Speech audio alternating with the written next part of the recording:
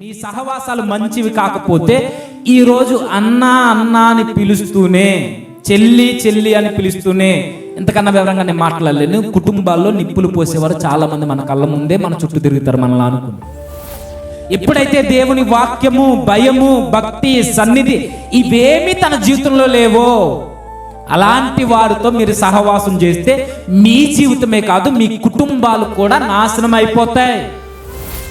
మరి ఎవరుండాలి మనకు స్నేహితులు అంటే? ఇదిగో ఒక యోహాను లాంటి స్నేహితుడు ఉండాలి. ఎవరుండాలి స్నేహితులు అంటే? ఒక ప్రభువు లాంటి స్నేహితుడు, ప్రభువే స్నేహితుడుగా ఉండాలి మనకి.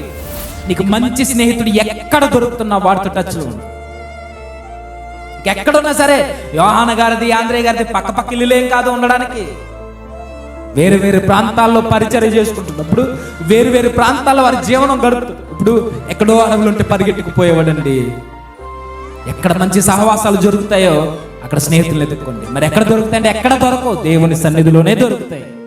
ఎక్కడ దొరకవు మీకు మంచి సహవాసాలు? దేవుని సంఘంలోనే దొరుకుతాయి. ఆ సంఘంలో ఉన్న వారు కూడా నీకు ఎలాంటి వాళ్ళు ఉండాలంటే, నువ్వు తప్పు చేస్తే చెంప చెల్లుమని కొట్టి నీ తప్పుని హెచ్చరించేవాడు నీకు స్నేహితుడు అవ్వాలి.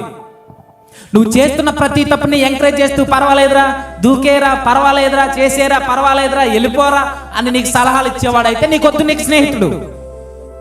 ఈ నూతన ఏడాదిలో బలమైన నిర్ణయం తీసుకో. ఆంధ్రేయ చెబుతున్నాను నీతో, ఈ నూతన సంవత్సరంలో ఈ సెమినార్లోనే ఒక తీర్మానం తీసుకో. నువ్వు నా సహవాసాలని ఆంధ్రేయ వలె నేను మార్చుకుంటా.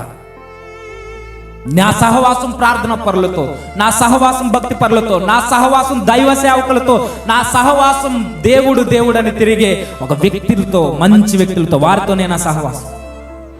నేను తీసుకో.